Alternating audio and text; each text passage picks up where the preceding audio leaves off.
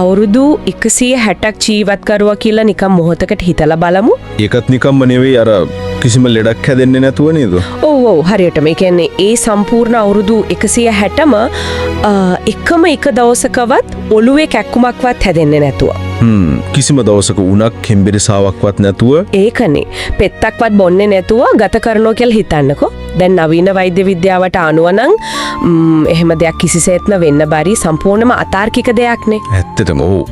ඒක ප්‍රායෝගික නෑ කියලා තමයි ගොඩක් අය හිතන්නේ. හැබැයි ඉතින් අද අපි මේ සිදු කරන ගැඹුරු විමර්ශනයට පාදක වෙන පෞරාණික මූලාශ්‍රවලට අනුව ඒක හුදෙක් කතාවක් නෙමෙයි, ඒක යථාර්ථය. හරියටම. අද මේ සාකච්ඡාවේදී අපේ අවධානය යොමු වෙන්නේ බෙහෙත් ඖෂධ පිදීමේ ආනිසංස කියන සුවිශේෂී බෞද්ධ මූලාශ්‍රය වෙතටයි. ඉතින් මේකෙන් කතා කරන්නේ අර වගේ පරිපූර්ණ නිරෝගී භාවයක් ලබා ගන්න රෝහල් ගානේ රස්ති අඩු වෙන එක ගැනවත් මිලාදික විටමින් වර්ග බොන එක යනවත් නෙවෙයිනේ. නෑ කිසිසේත්ම නෑ. කිසිම මුදලක් වැය නොකර අතීතයේ මිනිස්සු සිදු කළ ඉතාමත් සරල එක්තරා ක්‍රියාවක් ගැනීමකින් කියවෙන්නේ. ඒ කියන්නේ මේ සරල ක්‍රියාව පිටුපස තියෙන විශ්මිත යාන්ත්‍රණය මොකක්ද කියලා අපි අද හාරා අවුස්සලා බලනවා. ඔව් ඒ වගේම අද වර්තමානයේ ජීවත් වෙන ඕනෑම කෙනෙකුට මේ මහා ප්‍රතිලාභය තමන්ගේ ජීවිතයට එකතු කරගන්නේ කොහොමද කියන එකත් අපි කතා කරනවා. මේ මාතෘකාවේ තුල තියෙන විශාලතම ගැටුම තමයි අපේ වර්තමාන සමාජය සෞඛ්‍ය දිහා බලන කෝණය සම්පූර්ණයෙන්ම කනපිට පෙරලීම. ඒ කිව්වේ නිකම් භෞතික දේවලින් ඔබට යනවා වගේ අදහසක්ද? ඔව් ඒ කියන්නේ දැන් කාලේ සෞඛ්‍ය කියන්නේ සේවාවක් නේ. ඒක මුදලට ගන්න පුළුවන් දෙයක් විදිහටයි අපි දකින්නේ. ඇත්ත. ලෙඩක් හැදුනම සල්ලි දීලා බෙහෙත් ගන්නවා. අන්න ඒකයි. රෝගයක් හැදුනම බාහිරින් රසායනික ද්‍රව්‍යයක් ඇඟට දාලා ඒක අලුත් වැඩියා කරනවා කියන දැඩි භෞතිකවාදී රාමුවකයි අද අපි ඉන්නේ. ඒක ඇත්ත. හැබැයි මේ කියන මූලාශ්‍රය අපිට අරන් එන්නේ ඊට වඩා හාත්පසින්ම වෙනස් මානයක්. භෞතිකව යම් කුඩා දෙයක් පරිත්‍යාග කිරීම හරහා තමන්ගේම භෞතික ශරීරයේ එක්මවා ගිය ලොකු දෙයක් සිද්ධ වෙනවා. ඒ කියන්නේ කාලය සහ අවකාශය හරහා ගමන් කරන දැවන්ත ආධ්‍යාත්මික ආරක්ෂාවක් වගේ දෙයක්ද? හරියටම. අන්න ඒ ආධ්‍යාත්මික ආරක්ෂාව ගොඩනැගෙන ආකාරය තමයි මෙතනදී විග්‍රහ වෙන්නේ. ඒ කියන්නේ මේක හරියට නිකන් අමුතුම විදිහේ රක්ෂණ ක්‍රමයක් වගේනේ. ඕ රක්ෂණයක් වගේ තමයි. අපි සාමාන්‍යයෙන් සෞඛ්‍ය රක්ෂණයක් වෙනුවෙන් ජීවිත කාලය පුරාවටම ලොකු වාරික මුදලක් මාස්පතා ගෙවනවා. ඒත් ප්‍රතිලාභය ලැබෙන්නේ ලෙඩක් හැදුනොත් විතරයිනේ. ඒකනේ. ලෙඩක් හැදුවේ නැත්තම් ඒ සල්ලි ඔක්කොම අපරාධය. හැබැයි මේ මූලාශ්‍රය හැටියට මේ ආයෝජනයට කිසිම මූල්‍යමය වටිනාකමක් අවශ්‍ය වෙන්නේ නැහැ. අනික ප්‍රතිලාභය ලැබෙන්නේ එක ජීවිත කාලයකට විතරක් නෙවෙයි ආත්ම ගණනාවක් පුරාවට අඛණ්ඩව ගලාගෙන එනවා. ඒක තමයි මේකේ තියෙන පුදුම සාගතම දේ. ඉතින් මේ ආයෝජනයේ ඇත්තටම ක්‍රියාත්මක වෙන්නේ කොහොමද කියලා තේරුම් ගන්න අපි මේ මූලාශ්‍රයේ සඳහන් වෙන ඓතිහාසික සිද්ධි අධ්‍යයනයන් එහෙමත් නැත්නම් කේස් ස්ටඩීස් කිහිපයක් දිහා බලමු නේද? ඔව් හොඳම දේ ඒක තමයි. මම මුලින්ම ගෙනහැර දක්වන්නම් බක්කුල මහරහතන් වහන්සේගේ කතාව. උන්වහන්සේ තමයි ගෞතම බුද්ධ ශාසනයේ හිටපු නිරෝගීම පුද්ගලයා විදිහක සැලකින්නේ. බක්කුල මහරහතන් වහන්සේගේ කතාව තමයි මේ සංකල්පයේ තියෙන ප්‍රබලත්වයේ මනින්න පුළුවන් හොඳම උදාහරණය ඇත්තරම. ඒකේ විස්තර වෙන්නේ කොහොමද? උන්වහන්සේගේ අතීත භවයක් ගැන මේ මූලාශ්‍රය විස්තර වෙනවා. අනෝමදස්සී බුදුරජාණන් වහන්සේගේ කාලේ උන්වහන්සේ සාමාන්‍ය තාපසයෙක් විදිහටයි ජීවත් වෙලා තියෙන්නේ. ඒ කියන්නේ ගිහි කාලේ වගේ? ඔව්. ඉතින් ඒ කාල වකවානුවේදී බුදුරජාණන් වහන්සේ සහ භික්ෂුන් වහන්සේලා යම් රෝගී තත්ත්වයකට පත්වුණු වෙලාවක මේ තාපසයා ඊටාම සරල බෙහෙත් වර්ග කිහිපයක් හොයාගෙනවිත් පූජා කරලා තිනවා. ලොකු දේවල් නෙවෙයි. නෑ ඒක ඊටාම කුඩා පරිත්‍යාගයක්. හැබැයි ඒකේ ප්‍රතිපාලය විදිහට ගෞතම බුද්ධ ශාසනයේදී උන්වහන්සේට අවුරුදු 160ක ආයු කාලයක් ලැබිලා තියෙනවා. අම්මෝ අන්න එතන තමයි මම අර මුලින්ම කිව්ව කාරණේ එන්නේ. මේ මූලාශ්‍රයේ පැහැදිලිව සඳහන් වෙනවා ඒ අවුරුදු 160 ඇතුළත ඒ කියන්නේ අවුරුදු 80ක් ගිහි ජීවිතයේදීත් තවත් අවුරුදු 80ක් පැවිදි ජීවිතයේදීත් නේද? ඔව් ඒ සම්පූර්ණ කාලය ඇතුළත උන්වහන්සේට කිසිම දවසක හිසරදයක් තරම්වත් කුඩා රෝගයක් හැදිලා නැහැ කියලා. ඒක මාරයි නේද? ඇත්තටම මාරයි. තවත් කතාවක් තියෙනවා මෙත්තගුත්ත කියන රහතන් වහන්සේ ගැන. 403 වන අපදානයට අනුව උන්වහන්සේ අතීතයේ එක් භවයකදී සුමේද බුදුරජාණන් වහන්සේට පූජා කරලා තියෙන්නේ හුදෙක් ගිතෙල් ටිකක් විතරයි. ගිතෙල් ටිකක් විතරයි. ඔව් නිකම්ම ගිතෙල් ටිකක්. හැබැයි ඒ පූජාවේ ප්‍රතිඵලයක් විදිහට උන්වහන්සේ 8 වතාවක් දිව්‍ය ලෝකයේ සක්‍රිය බවට පත් වෙලා තියෙනවා. 8 වතාවක්. ඒ විතරක් නෙවෙයි 51 වතාවක් සක්විති රජකම. ඒ කියන්නේ සමස්ත ලෝකෙම පාලනය කරන ඒකාධිපති බලය ලබාගෙන තියෙනවා. ඉතින් මේ සිදුවීම් දෙකම අපිට කියා දෙන එක පොදු න්‍යායක් තියෙනවා. ඒ මොකද්ද? ඒ තමයි මේ විශ්වයේ තියෙන කර්ම යාන්ත්‍රණය අපේ සාමාන්‍ය ගණිතමය සමීකරණ වලට කිසිසේත්ම යටත් වෙන්නේ නැහැ කියන එක. අහා ඒක නම් ඇත්ත. දැන් බලන්න ගිතෙල් ටික කියන්නේ ඒ කාලයේ හැටියට ඕනෑම කෙනෙකුට හොයාගන්න පුළුවන් ඊටාම ලාභදායී දෙයක්නේ. ඔව් කුස්සිය තියෙන දෙයක්නේ. අන්න ඒකයි. වනගත තාපසයෙක් හොයාගත්ත බෙහෙත් පැලෑටියක් කියන්නේත් කිසිම වාණිජ්‍ය වටිනාකමක් නැති දෙයක්. හැබැයි ප්‍රතිඵලය අවුරුදු 160ක පරිපූර්ණ සෞඛ්‍ය සහ ලෝකයම පාලනය කරන සක්විති රජකම. නෑ පොඩ්ඩක් ඉන්න. මට ඔතනදී ලොකු ගැටලුවක් මතුවෙනවා. මොකද්ද ගැටලුව? අපි මේක තර්කානුකූලව හිතලා බලමුකෝ. දැන් කෙනෙක් රෝගියෙකුට බෙහෙත් ටිකක් දෙනවා. සමහර විට ඒකෙන් අර පුද්ගලයාගේ පොඩි උණක් හරි වේදනාවක් හරි සුව වෙන්නේ නැති.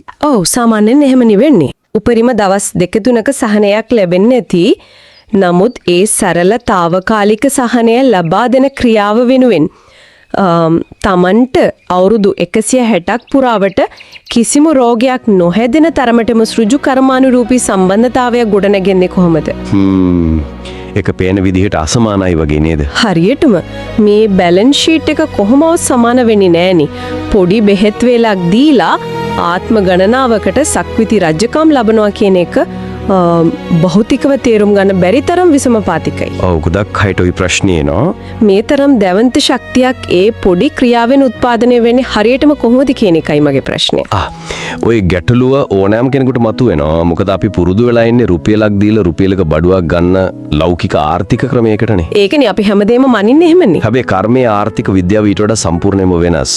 එතනදී වටිනාකම තීරණය වෙන්නේ දෙන ද්‍රව්‍යයේ බරෙන්මක් ඒකේ මිලෙන්මත් නෙවෙයි. එන මොකෙන්ද තීරණය වෙන්නේ? එතන ක්‍රියාත්මක වෙන ප්‍රධානම බලවේගය තමයි චේතනාව. චේතනාව. ඔව්. රෝගී වෙලා ඉන්න කෙනෙකුට විශේෂයෙන්ම බුදුරජාණන් වහන්සේ නමකට හෝ සිල්වත් කෙනෙකුට බෙහෙත් පූජා කරද්දී එතන තියෙන්නේ හුදු ද්‍රව්‍යයක් අතින් අතට මාරු කිරීමක් නෙවෙයි. ඊට වඩා දෙයක් තියෙනවා. එතන තියෙන්නේ වෙනත් කෙනෙකුගේ වේදනාවක් අසරණකමක් දැකලා ඒක සම්පූර්ණයෙන්ම නිවා දමන්න හදවතින්ම ඇතිවෙන අතිශය පිරිසිදු නිර්මල දයාව සහ කරුණාව. ඒ කියන්නේ හිතේ තියෙන පිරිසුදුකම. හරියටම ඒ චේතනාවේ තියෙන පිරිසිදුකම තමයි අර කියන විසම පාතික ප්‍රතිඵලය නිර්මාණය කරන්නේ. එහෙමනම් මට තවත් ප්‍රශ්නයක් අහන්න වෙනවා මෙතනදී. අහන්න. චේතනාව එහෙම නැත්නම් අර කියන පිරිසුදු දයාව විතරයි නම් මේක එකව සාධකය. ඇයි අපි බෙහෙත් හොය මහන්සි වෙන්නේ? ඒකත් හොඳ ප්‍රශ්නයක්. ඇයි කායිකව ක්‍රියාත්මක වෙන්නේ? ගෙදරට වෙලා පුටුවක වාඩි වෙලා අර රෝගියාට සුවපත් වේවා, ඌගේ වේදනාව නැති වේවා කියලා ලොකු චේතනාවක් ඇති කරගත්තාම ඉවරයිනේ. ඔව් එහෙම හිතන්න පුරුවන්. බෙහෙත් කියන භෞතික ද්‍රව්‍ය එතරට සම්බන්ධ වෙන්න ඕනේද එතකොට?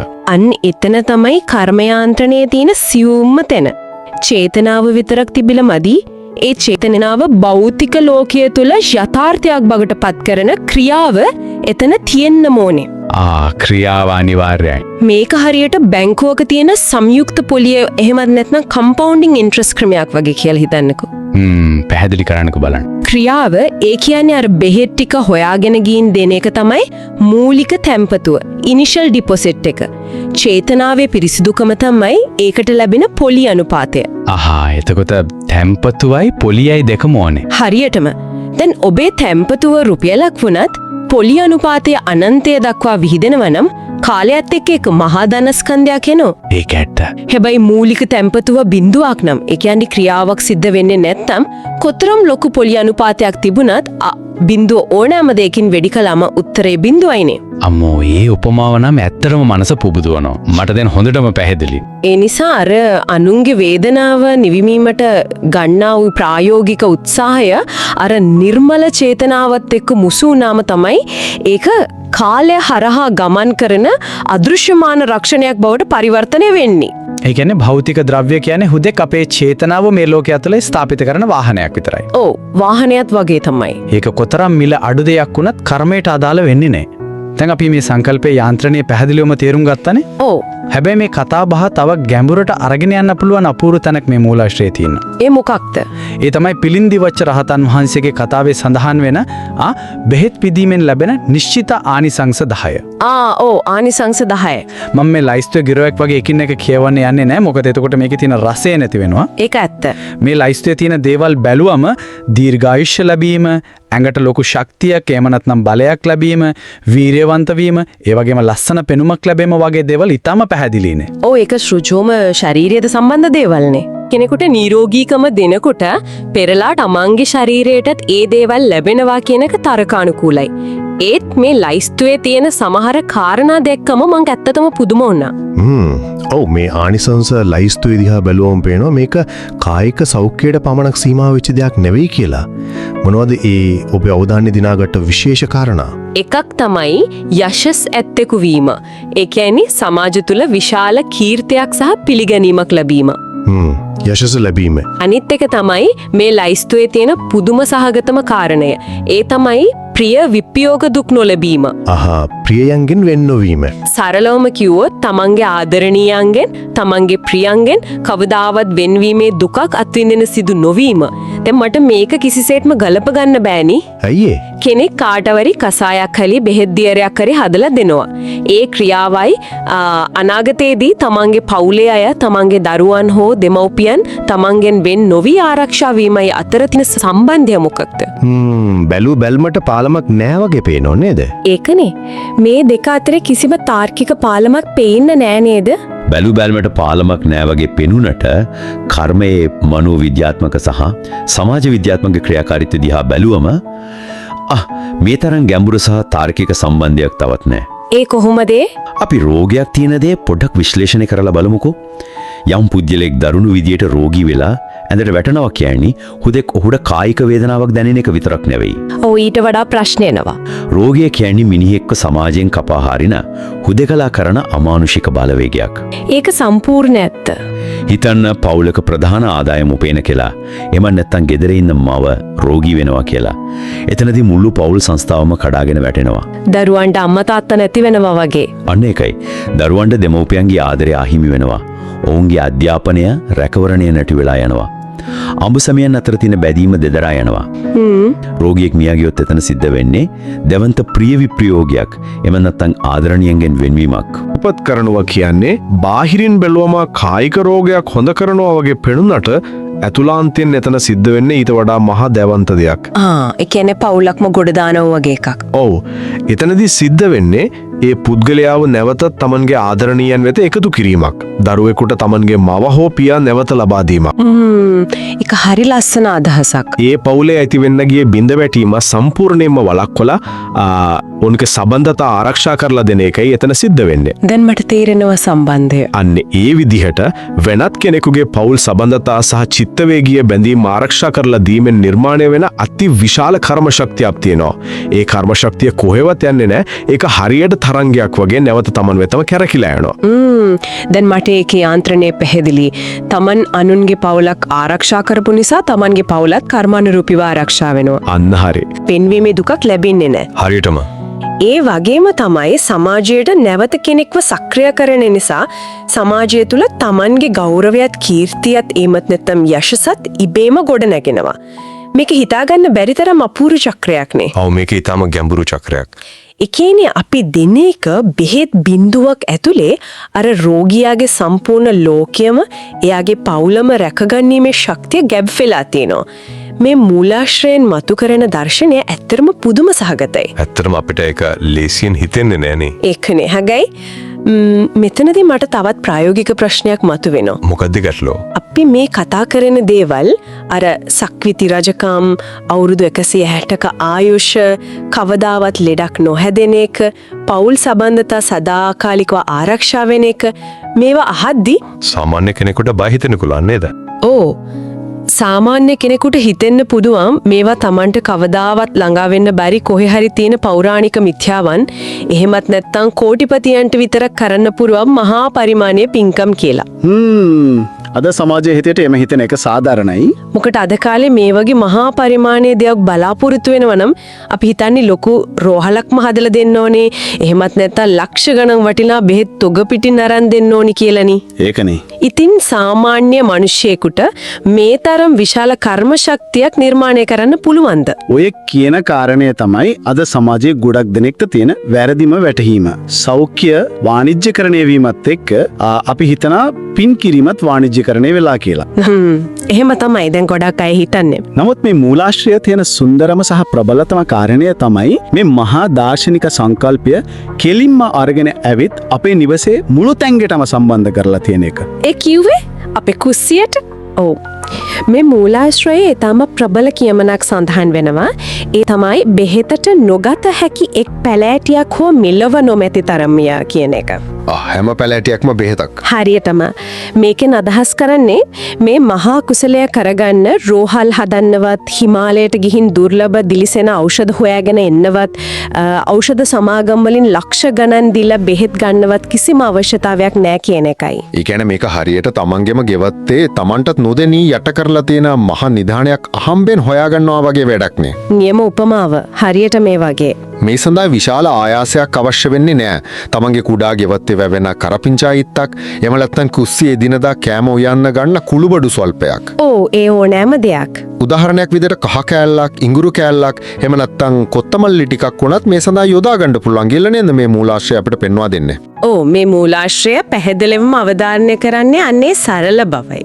තමන්ගේ නිවසේ තියෙන ඒ ඊටාම සාමාන්‍ය දේවල් ටිකක් එකතු කරලා ඊටාම සැදැහැසිතින් අර අපි කලින් කතා කරපු පිරිසිදු චේතනාව පෙරදරි කරගෙන කුඩා බෙහෙත් වට්ටියක් සකස් කරලා පූජා කරන එක. ඕ ඒ විදියට බුදුන් ප්‍රමුඛ මහා සංඝරත්නයට හෝ වෙනත් ඕනෑම රෝගියෙකුට පූජා කරන්න කෙනෙකුට පුළුවන් නම් අර සක්විති රජකම් ලැබපු අවුරුදු 160ක් නිරෝගීව හිටපු රහතන් වහන්සේලා රැස් කරගත්ත අතිමහත් කුසල ඒකාන්තයෙන්ම රැස් කරගන්න පුළුවන්. මාරයි නේද?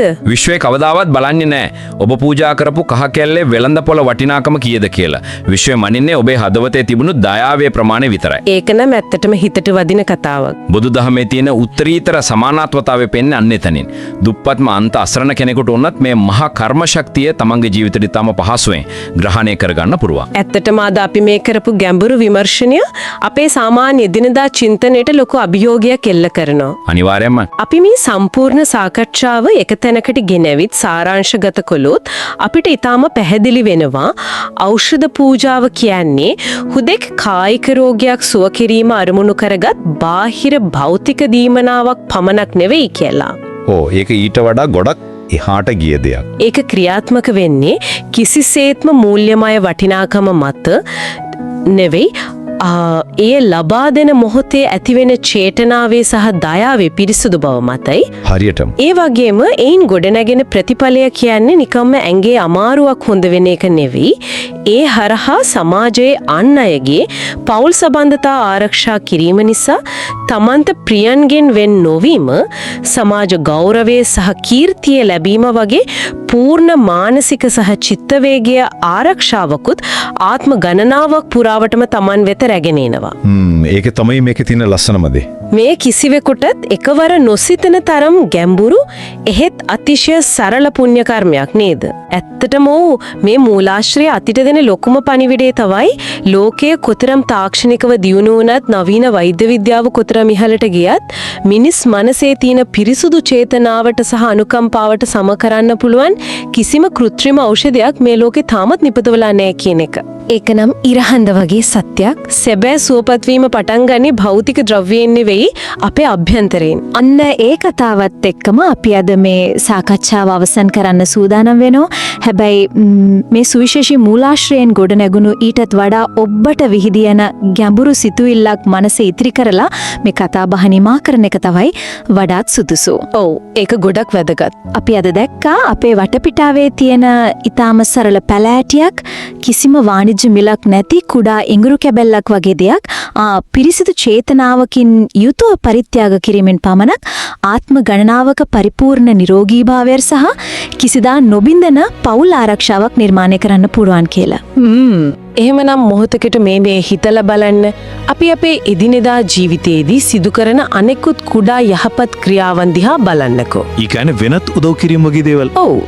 මහමග යනකොට බරක් උස්සාගෙන යන කෙනෙකුට උදව් කරන එක, බඩගින්නේ ඉන්න අසරණ සතෙකුට කෑම ටිකක් දෙන එක, එහෙමත් නැත්නම් මානසිකව වැටිලා ඉන්න කෙනෙකුට අවංක හිනාවකින් සංග්‍රහ කරන එක. ඒවත් පුංචි දේවල් වගේ පෙනුනට ඒ හැම කුඩා ක්‍රියාවක් පිටුපසම තියෙන ඒ පිරිසිදු චේතනාවන් හරහා අපිට පවා කිසිසේත්ම නොතේරෙන ආකාරයෙන් අපේ අනාගත යථාර්ථය කොතරම්නම් විශ්මිත විදිහට, කොතරම් බලගතු විදිහට මේ මොහොතේත් හැඩගැස්වෙනින් පවතිනවද? ඇත්තටම ඒක ලොකු බලපෑමක්. ඒ නිහඬ එහෙත් අතිප්‍රබල කර්මයේ සමනල බලපෑම ගැන සිතා බැලීමම කොතරම් අපූරුද? සමහර විට අපේ ජීවිතයේ විශාලතම ආයෝජනය වෙන්නේ මුදල් නෙවෙයි. අන්නේ කුඩා කරුණාබරිත මොහොතල් වෙන්න පුළුවන්. අදට මේ ගැඹුරු විමර්ශනය අපි මෙතනින් නිමා කරනවා.